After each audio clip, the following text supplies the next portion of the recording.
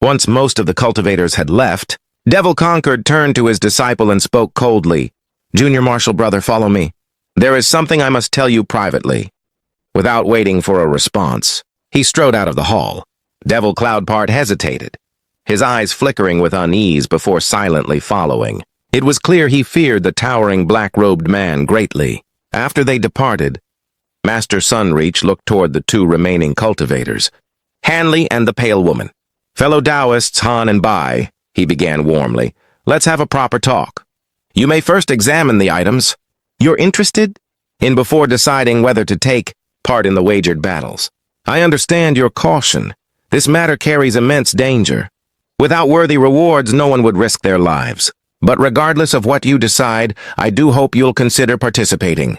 Wei Wuya stood quietly nearby, hands clasped behind his back, his sharp eyes calmly observing them both. Hanley said nothing, waiting for the conversation to unfold. The woman, however, frowned coldly. "I am someone who walks her own path," she said flatly. "Whether the Mulan invade or fall has nothing to do with me. Were it not for your message about this item, I would never have come out of seclusion. Let's be clear. If what you offer isn't to my liking, I will leave without hesitation." Master Sunreach didn't take offense. His tone remained patient. "Fellow Taoist Bai, there's no need for hostility. What happened between us in the past was indeed a misunderstanding. But my actions were meant for your benefit, not harm." Her eyes flashed coldly. "I'll be the one to decide whether it was a mistake or not." "Enough talk. Show me the item." Hanley's expression stayed calm, though he couldn't help but feel curious. From her tone, it seemed she and Master Sunreach had a complicated history, perhaps even a personal one. Master Sunreach sighed softly, then took a white jade box from his storage pouch. The box looked ordinary, but the moment it appeared, the air in the room turned frigid. Even Han Li, whose cultivation made him long resistant to temperature, felt a wave of icy discomfort. The woman's eyes brightened. She could already sense the chilling aura coming from the box. Without a word, Master Sunreach extended the jade box toward her. She accepted it, opened it with a wave of her hand, and revealed its contents to Han Li as well. Inside were two transparent crystalline cocoons radiating a thin, frost-like mist. Hanley frowned. These were the cocoons of ice frost silkworms, the last-ranked species on the list of exotic spirit insects. Though weak in combat, they possessed a rare and extraordinary divine ability, something few in the cultivation world ever managed to obtain. If this woman sought them, she must have had a very specific purpose in mind. But instead of joy, her face darkened. "Why are they still cocoons?" "These aren't mature." Master Sunreach remained composed. "Fellow Taoist Bai, these were discovered 100 meters deep within a glacier. They're not ordinary ice frost silkworms, they're monarch silkworms. Examine them with your spiritual sense, and you'll see they're extraordinary." Her eyes narrowed. "Monarch silkworms?" She released her spiritual sense to probe the cocoons. After a moment, her rigid expression softened. "How about it?" asked Master Sunreach. "Though they're still in their cocoons, their grade should more than meet your needs." The woman hesitated briefly, then closed the box and stored it away. "With these, I'll participate in the wagered battle." Master Sunreach's shoulders relaxed. "Excellent. With your frost cloud arts, dealing with those Mulan spell warriors should be child's play." Her tone remained cold. "Then I'll take my leave." Without another word, she turned and exited the hall. Master Sunreach could only shake his head with a bitter smile. Wei Wuya chuckled quietly but said nothing. When she was gone, Sunreach turned to Han Li, his expression shifting to one of interest. "Fellow Taoist Han, how much auric essence do you require?" Hanley answered honestly, "Quite a lot. In truth, the more I can obtain, the better. But since auric essence is precious, I'll offer something of equal value in exchange. I won't let you suffer a loss." Master Sunreach chuckled. "It seems fellow Taoist Han is rather confident in his wealth. Still, you should know that at our level, there are few treasures that can truly tempt us. Were it otherwise, we wouldn't have sacrificed so many of our possessions for this war." Hanley simply smiled in silence. Wei Wuya finally spoke, his tone thoughtful. "Fellow Taoist Sunreach, don't underestimate him. This man escaped from a Mulan divine sage with only early nascent soul cultivation. He's far from ordinary." Sunreach raised a brow. "Heh, it seems I've spoken too lightly. Then, Turning back to Han Li, he said, "Regardless, let's not talk in circles. You can inspect the auric essence first. If you possess something that can move us, we'll gladly trade all of it to you." He reached into his storage pouch and summoned 3 glowing pieces of golden ore, one large, 2 small, and which floated into his palm. The light radiating from them was pure and dense, unmistakably auric essence. He handed them to Han Li. Han Li's heart thumped as he caught them. They were genuine, one roughly the size of a walnut, the others about half that. Together, they were enough to infuse over 10 flying swords with auric energy, but still less than what he needed. Though he kept a calm expression, disappointment flashed in his eyes. Sunreach noticed and was slightly startled. How much auric essence does he want? He thought, exchanging a puzzled glance with Wei Wuya. Wei Wuya's lips curved faintly. Without a word, he reached into his sleeve and drew out a chunk of auric essence the size of a fist. Han Li's heart leapt. With this addition, he might just have enough to forge 36 swords. Half the full. Aureate sword formation. Even half would be a tremendous leap in power. He caught the glowing piece with steady hands, examined it carefully, and exhaled.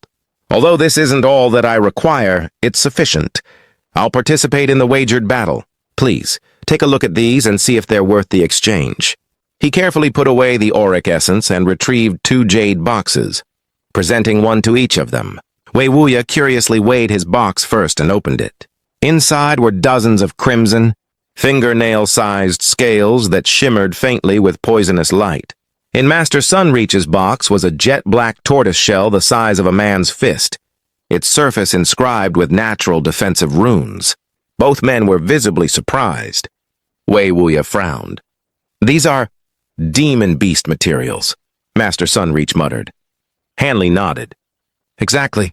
Fellow Taoist Wei holds the scales of a grade 8 venomous flood dragon, and fellow Taoist Sunreach holds the shell of a grade 8 demon tortoise.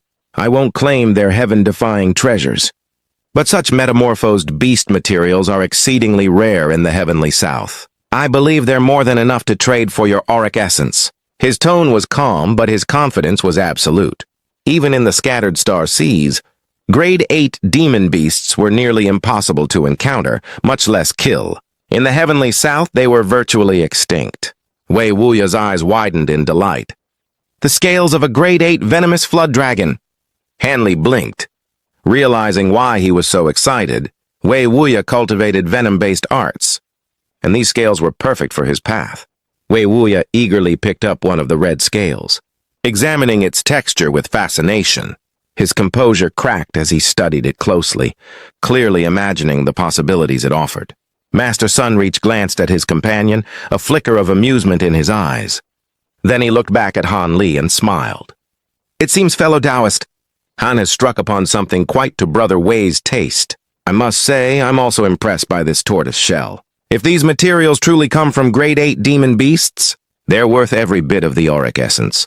Such a shell would make an ideal core for refining defensive treasures." Though he spoke easily, a trace of disbelief lingered behind his calm tone. For all his composure, it was hard to imagine how an early, nascent soul cultivator like Han Li had managed to acquire such priceless materials. Naturally, he intended to verify their authenticity for himself. As Han Li pondered over his next move, Wei Wuya let out a long, satisfied sigh. With a flick of his wrist, the jade box vanished in a flash of light, and a pleased smile spread across his face. "Excellent," he said warmly. "These are indeed the scales of a metamorphosed venomous flood dragon. Their purity is remarkable. With these, my magic treasure might truly advance to an entirely new level." Lifting his gaze, Wei Wuya studied Han Li carefully. "To think you, fellow Taoist Han, could bring forth such rare treasures, it is truly astonishing. These scales are of great importance to me, though we've merely exchanged what we each need. It would be wrong for me to appear as though I've taken advantage of you. After all, you'll soon be fighting for the heavenly south in the wagered battle, so allow me to make things fair." A glimmer of spiritual light flashed in Wei Wuya's hand, and an egg-sized golden crystal appeared. "I still have one last piece of auric essence. I had meant to leave it for my descendants, but since you're in need of it, take it. This way no one can accuse me of greed." With a casual wave, the glowing lump of auric essence floated through the air and landed gently before Han Li. Hanley's heart stirred as he accepted the crystal. With this final piece, he now possessed more than enough auric essence to temper all 36 of his flying swords.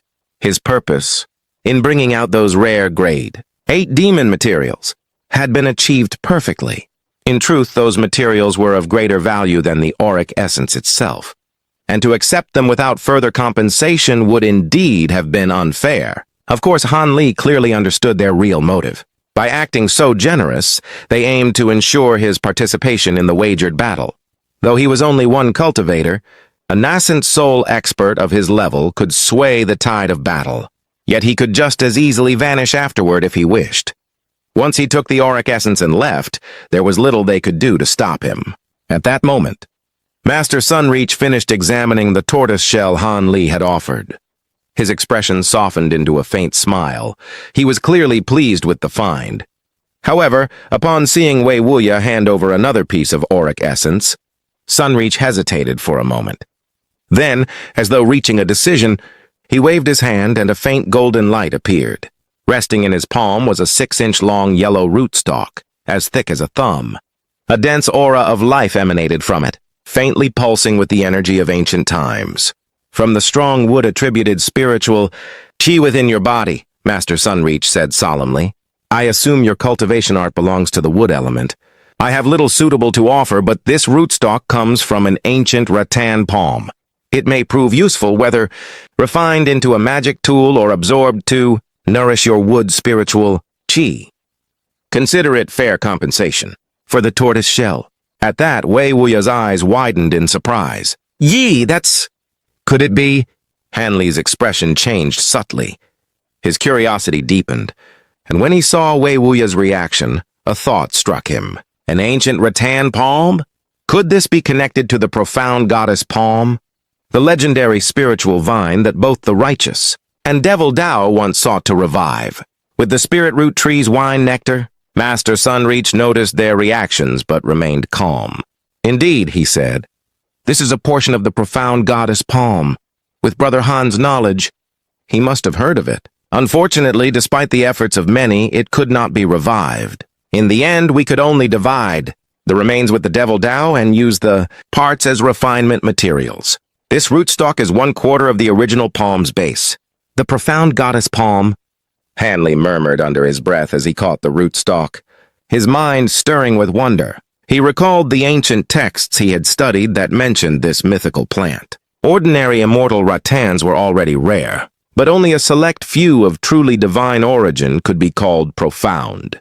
Such vines were said to have existed since the dawn of creation, and any fruit or blossom they produced possessed unimaginable power, treasures that could defy heaven itself. Yet this particular palm had long since withered, its true nature hidden beneath an ordinary exterior. Were it not for the records discovered in an ancient cultivator's ruin, even the righteous and Devil Dao would have dismissed it as worthless wood. At first, both sides had fought bitterly over it, believing it to be a peerless treasure. Later, when their leaders realized its dormant state, they attempted countless methods to restore its vitality, watering it with spiritual milk, nourishing it with essence waters, even feeding it the divine wine nectar of the spirit root tree. But nothing worked. Defeated, they cut the ancient palm into many pieces, dividing them among their factions. One such fragment had eventually reached Master Sunreach as tribute, while another found its way to Wei Wuya's collection. Since it could no longer be revived, its value had plummeted in their eyes, though as a refinement material, it still surpassed almost all others. And because Master Sunreach's cultivation was not wood-based, he saw little reason to keep it, and thus gifted it to Han Li. Han Li understood this logic well. Though he was slightly disappointed, he didn't show it. His primary goal was auric essence, and he already had it. Still, as he gazed at the golden rootstock, an idea surfaced in his mind. He thought of the mysterious small green bottle in his possession, the same one that had once nourished the golden lightning bamboo, the soul-nurturing tree, and the spirit well tree. Its green liquid had miraculous powers of growth and rejuvenation. Perhaps, just perhaps, it could revive even this ancient, profound goddess palm. It was a slim chance, but the reward, if successful, would be beyond imagination. His disappointment faded, replaced by a faint spark of anticipation. He accepted the box containing the rootstock and said quietly, "Since I have obtained what I need, I will, of course, honor my word and participate in the wagered battles 7 days from now. The hour grows late, I should take my leave and prepare." Master Sunreach smiled politely. "Fellow Taoist Han is indeed decisive. The coming war will be fierce. It's only right that you make your preparations. We will not keep you any longer." Hanley gave a slight bow and turned to depart.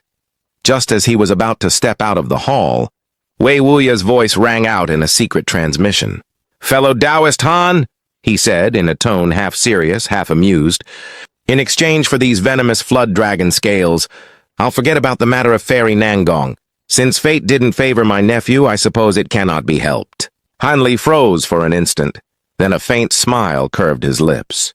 Without looking back, he continued walking until his silhouette vanished into the night. Inside the silent hall, the two great cultivators exchanged a long glance. After a moment, Master Sunreach spoke in a low voice. "What do you think? For Hanley to so casually bring out grade 8 demon beast materials. It's truly hard to believe. Do you suppose that during his disappearance, through the ancient teleportation formation, he obtained the complete inheritance of an ancient cultivator?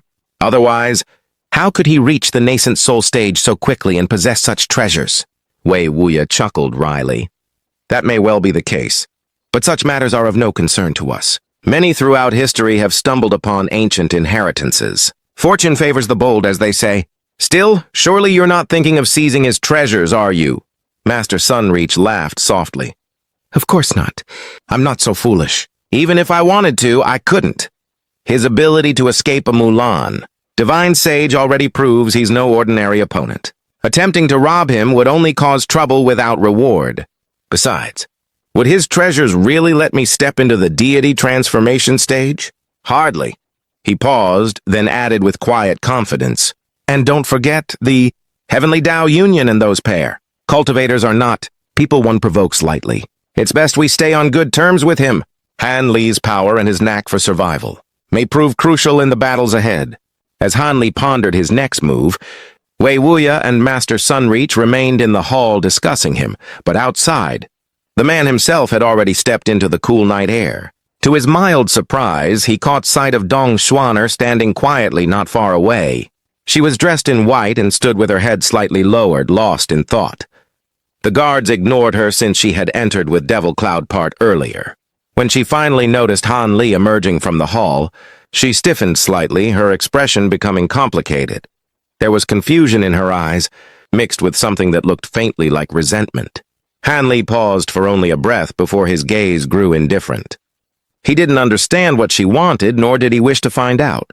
Without a word, he walked past her as if she were a stranger, heading straight for the distant street. Dong Xuaner bit her lip, watching his back disappear into the night, but said nothing. Only when he turned a corner and her spiritual sense no longer brushed against his did Hanley finally sigh softly and shake his head. Silvermoon's gentle voice echoed within his consciousness. "Master, you know that woman?" Hanley answered casually. "An old acquaintance, nothing more. Our relationship was never good." "Oh?" Silvermoon teased with a soft laugh. Her expression said otherwise. "Could it be that Master once—" "Enough nonsense," Hanley interrupted, his tone cold. "We were enemies once. That's all." Hearing the edge in his voice, Silvermoon only smiled faintly and fell silent. Since the incident with the purple cloud lace and the ancient flower basket, Hanley had treated her with more trust. In turn, Silvermoon had grown bolder in her speech, though she never dared cross his boundaries. Their relationship had subtly changed, less of wary cooperation, more of quiet understanding. When Hanley returned to the Drifting Cloud Sect encampment, he immediately sought out Luluo and told him about the meeting's outcome. Luluo frowned deeply, concern clear in his eyes. "Junior Marshal, brother, there's no need to risk your life in the wagered battle. Auric essence is indeed precious, but it's not worth gambling your life over." Hanley smiled faintly. "Please rest assured, Senior Marshal, brother. I wouldn't agree to this unless I was confident. Still, before the battle, I won't be able to take care of our sect disciples. I must ask that you oversee their safety." Luluo hesitated, then nodded. "Very well. I'll handle it. Since you're confident I won't stop you, Is there anything else you'd like the disciples to prepare? Hanley pondered for a moment, then retrieved a jade slip from his sleeve and handed it over. There are some materials I'll need for my preparations. Please have our disciples collect them for me. Lulo accepted it without question. Understood. As long as they can be found in Sky First City, I'll have them delivered to you. Hanley gave him a grateful nod before taking his leave. The jade slip contained a list of materials. For refining a spirit, subjugation talisman, a grand talisman technique he had obtained. In the Umbra realm, it would serve as his trump card for the wagered battle. Hanley knew his current strength was formidable, but he never relied solely on luck. If there was even a chance to prepare one more killing move, he would take it. He had originally intended to find a proper spirit, talisman brush, and practice his technique before attempting it. But with only a few days left, there was no time for perfection, only for results. If he succeeded, the talisman could turn the tide of a deadly battle. If he failed, he would lose nothing but time. Determined, Hanley returned to his quarters and shut himself inside a secluded room. 2 days later, he had obtained all the materials he needed. Delighted, he silently thanked his decision to join the Drifting Cloud sect. Their network had proven efficient. He sat cross-legged at the center of the sealed room, laying out each of the materials before him. Then from his storage pouch, he took out a small black-green bottle. With a flick of his wrist, he uncorked it, and a crimson streak of light shot out. Prepared in advance, Hanley waved his hand, summoning a large palm of azure light. It closed around the crimson light, trapping it completely.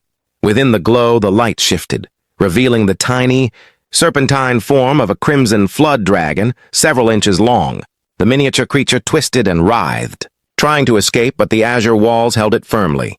Hanley's eyes gleamed blue as he activated his bright sight spirit eyes. Instantly, every detail of the creature's soul came into view.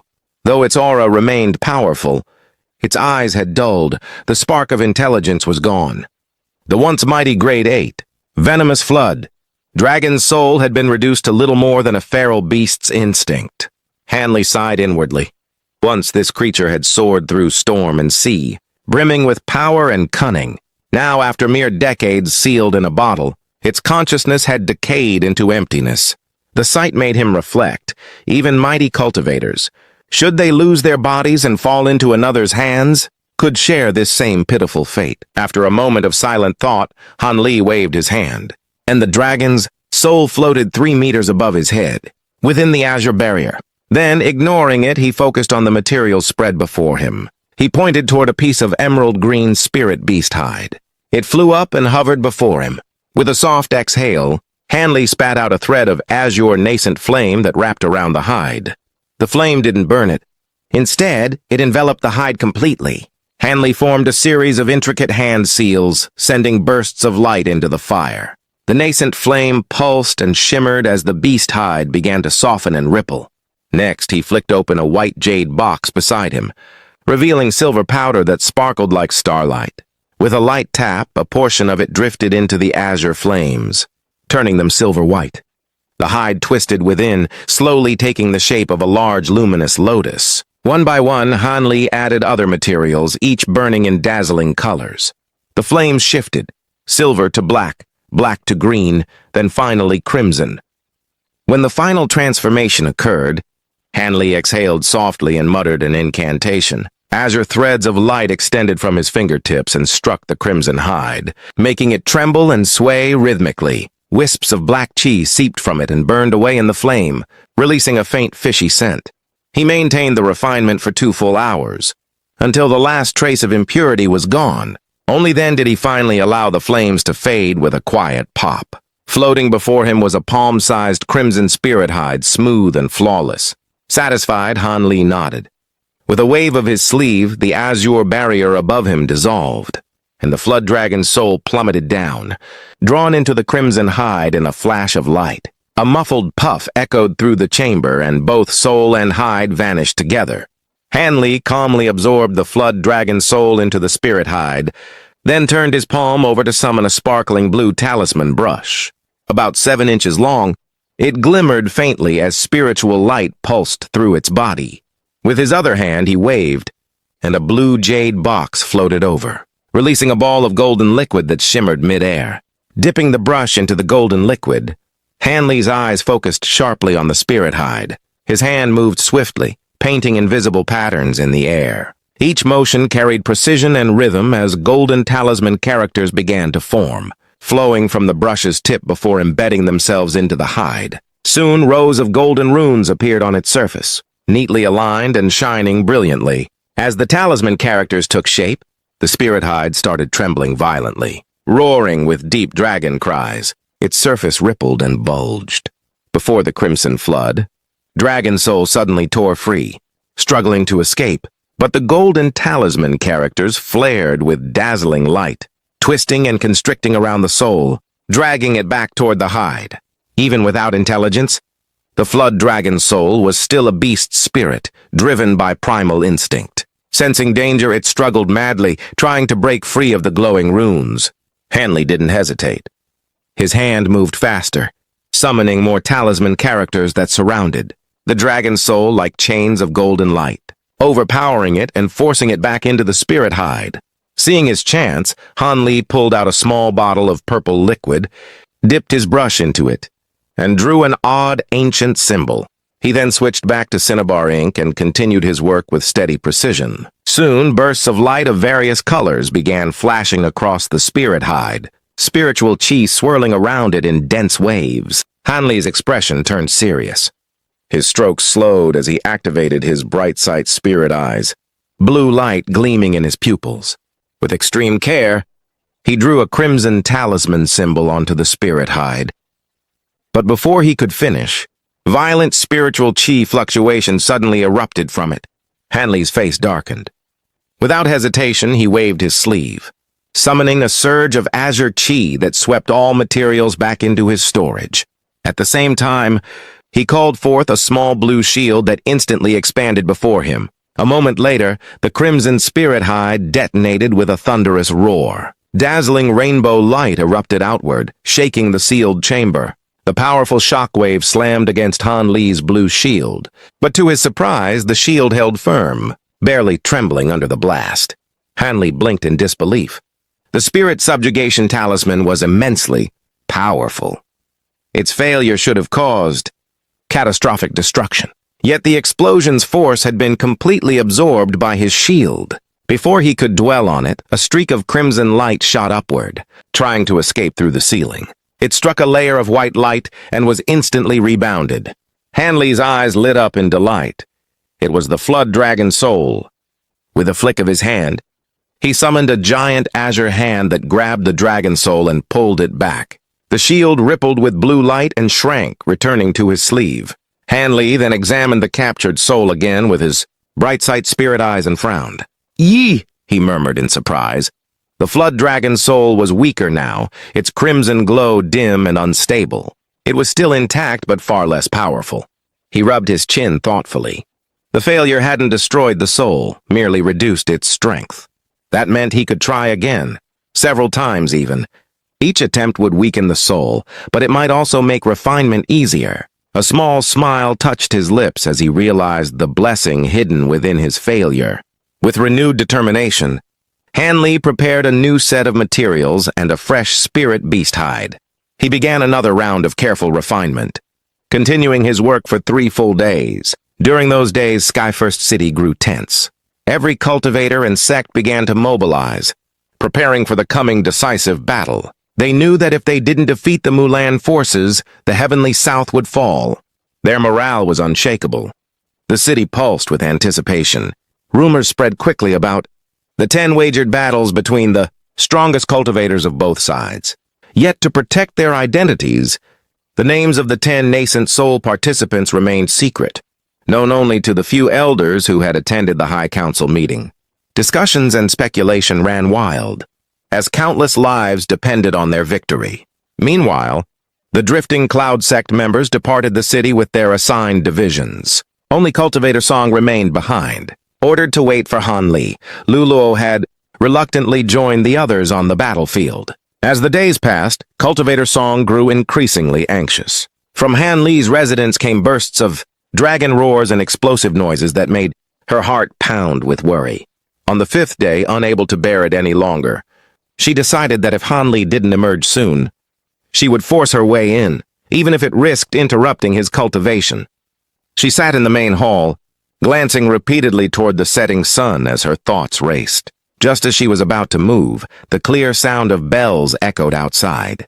Her eyes widened in relief. Moments later, Han Li appeared in a flash of azure light.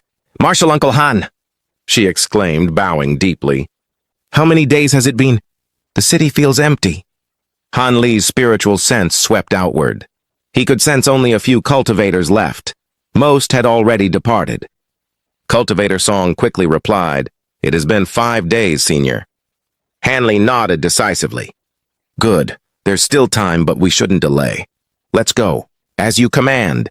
He waved his sleeve, and a streak of white light flew out into the courtyard, revealing a sleek, winged carriage, the wind-riding chariot.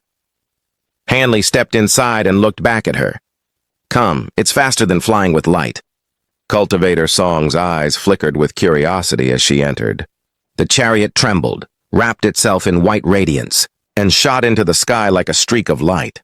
The wind-riding chariot proved its worth, gliding effortlessly through the air at incredible speed while consuming little magic power. Sky First City vanished behind them in moments. Song exhaled softly in awe. Watching Han Li's calm composure, she couldn't help but wonder, what had he been doing these past days? Were those dragon roars connected to some new cultivation technique or a powerful artifact? Before she could ask, Han Li's calm voice interrupted her thoughts. "Is fellow Taoist Violet spirit still where she was before?" Startled, Song replied respectfully, "Violet Spirit and Mei Ning left the city. They plan to wait out the war before deciding their next steps." Han Li smiled faintly. "That girl is clever. A wise choice. I would have done the same." He pressed his foot lightly, pouring more spiritual power into the chariot. It blazed forward, a streak of white across the sky, vanishing swiftly beyond the horizon. Several days earlier, on the border between the states of Yu and Beiliang, two vast forces, cultivators, from the heavenly, south and spell warriors from the Mulan plains had established massive war camps. Magic tools and treasures rumbled through the skies as both sides carved defensive formations into the earth, turning the once barren wilderness into a fortress of light and tension. Within a single night, the quiet landscape transformed into a sea of spiritual energy, filled with shouting men and flickering talismans. Patrols of both cultivators and spell warriors swept the area restlessly, wary of ambushes. Each day brought more reinforcements, fortifications, and intricate spell formations that blanketed the border like a web. Though patrols occasionally crossed paths, neither dared to strike first. Both sides held their bloodlust in check, waiting for the day of decisive battle. By the 6th day, the grand formations of both armies were complete. Probing attacks and small skirmishes began to test the enemy's strength. High-level cultivators and Mulan commanders personally oversaw the patrols, while strategists of both sides worked day and night to finalize battle plans. Farther north of the Heavenly South's camp lay Sky First City, relatively peaceful but tightly guarded. Sentries patrolled its skies constantly. One patrol squad, led by a beautiful young woman in her 20s, flew silently over the region. Her name was xianxia, an early core formation cultivator, accompanied by 10 Foundation establishment subordinates. Though it was a routine mission, their faces were tense. Suddenly, xianxia froze mid-flight. Her sharp spiritual sense picked up a distant fluctuation. Her expression turned alert as she peered toward the horizon. Her subordinates stopped immediately, following her gaze, though they saw nothing. "Senior Xiao, what is it?" one man began. But before he could finish, a streak of white light tore through the sky at astonishing speed. "What incredible speed?" another cried out. In a blink, the light grew brighter, revealing the vague outline of a flying carriage within it. Xiaoquia's eyes narrowed slightly. It must be the senior who stayed behind in Sky First City. According to our rules, I must verify his identity. "Wait here." Her voice was calm but firm. With a flash of yellow light, she shot forward alone. The others exchanged uncertain glances but dared not interfere. None of them were from her sect, and her cultivation far surpassed theirs. Moments later, the streak of white light stopped before her. Within it, a strange white carriage floated in the air. Xiaoquir cupped her hands respectfully. Junior of Yellow Maple Valley, Xiaoquir greets Senior. I am under orders to verify your identity. I ask for your understanding. A familiar voice chuckled from within. Ye Xiaoquir? Xiaoquir blinked in surprise. The voice was familiar, yet not one of the nascent soul cultivators she knew. Senior, do you know this Junior? She asked uncertainly. The white light faded, revealing the passengers. A man and a woman stood inside the chariot. The man wore azure robes and had an unassuming face, while the woman beside him was beautiful and dressed in white. Xiaoquir's eyes widened in disbelief. Marshal Uncle Han, she gasped, covering her mouth. Hanli smiled faintly. Little girl, you've grown. You look nothing like the timid disciple I remember. Marshal Uncle Han, it really is you, she said joyfully. Senior Marshal's sister Ni and senior brother. Lei once said you'd formed a nascent soul, but I could hardly believe it. Hanli nodded with a smile. I met them by chance some time ago. It seems fate wanted us to cross paths again. He looked at her fondly. Xiaoquir had been the disciple of his late senior marshal brother Ma, whom Han Li had once helped enter Yellow Maple Valley. Though he hadn't known her well, seeing her now stirred memories of his early cultivation days. Cultivator Song, who stood beside Han Li, observed silently, her mind turning. She remembered hearing that Han Li was once a disciple of Yellow Maple Valley, so this woman must be an old acquaintance from his past. As the two caught up, Xiaoquir recounted her journey, how she and Senior Marshal Brother Ma had fled from the Devil Dao, their return to the sect, and her master's eventual passing in meditation. She told him how she had finally reached the core formation stage. Her words carried both pride and sorrow. After some hesitation, Xiaoquir looked at Han Li earnestly. Marshal Uncle, have you truly become a drifting cloud sect elder? Can you not return to Yellow Maple Valley? Her tone was hopeful. The truth was that Yellow Maple Valley's situation had become dire. Ancestor Lingu was their only nascent soul cultivator, and his lifespan was nearing its end. The sect feared losing its standing among the six sects of Ye, knowing her close ties to Han Li. The elders had urged Xiaoquir to ask him to return, praying he might reconsider his refusal. Han Li's smile faded. He shook his head slowly. I cannot return. The Drifting Cloud sect has treated me with kindness, and I have my own responsibilities there. It's best not to mention this again. Xiaoquir's face dimmed. But our Yellow Maple Valley? Han Li sighed softly. Don't worry. I've already made a promise to Ancestor Lingu. If the sect ever faces danger, I will lend my aid if it's within my ability. Her eyes brightened immediately. So it's like that. Many thanks, Marshal Uncle Han. After a moment's thought, Han Li turned his hand and produced an emerald ring and a jade bottle of pills. You don't need to thank me. You were my senior marshal brother Ma's disciple, and it's been many years since I've seen you. Take these. The ring is a magic treasure from a core formation cultivator. I defeated. It will serve you well in battle. The pills inside will help you break through your bottlenecks. Xiaoquir accepted them with deep gratitude, bowing respectfully. Many thanks, Marshal Uncle. Han Li nodded. All right, I must go. The others are waiting for me at the war camp. If fate allows, we'll meet again. Before she could respond, the wind-riding chariot surged forward, streaking away as a beam of light across the horizon. Farewell, Marshal Uncle Han. Xiaoquir called after him, bowing low as his figure vanished from sight. Her subordinates soon arrived, whispering among themselves. Senior Xiao, who was that? Was he a nascent soul cultivator? He looked so young. Her expression hardened as she turned to them. That senior is not someone you should gossip about. He is a nascent soul expert and once showed me great kindness. Do not mention this again. Continue the patrol. The cultivators immediately fell silent and followed her orders. Meanwhile, the wind-riding chariot sped swiftly toward the war camp. Near the border, Han Li dismissed it, preferring to fly quietly so as not to draw attention. Cultivator Song remained respectfully silent, earning Han Li's approval. Soon they arrived before a towering light. Barrier, an immense protective formation that shimmered with multicolored light and enveloped the entire camp. Guards on duty noticed Han Li's aura and hurriedly verified his identity before opening a passage for him to enter. Once inside, Han Li and Cultivator Song went their separate ways. Song went to report to Lulo and join her assigned division. while Han Li made his way toward the camp's center, where Master Sunreach and the other nascent soul elders awaited him.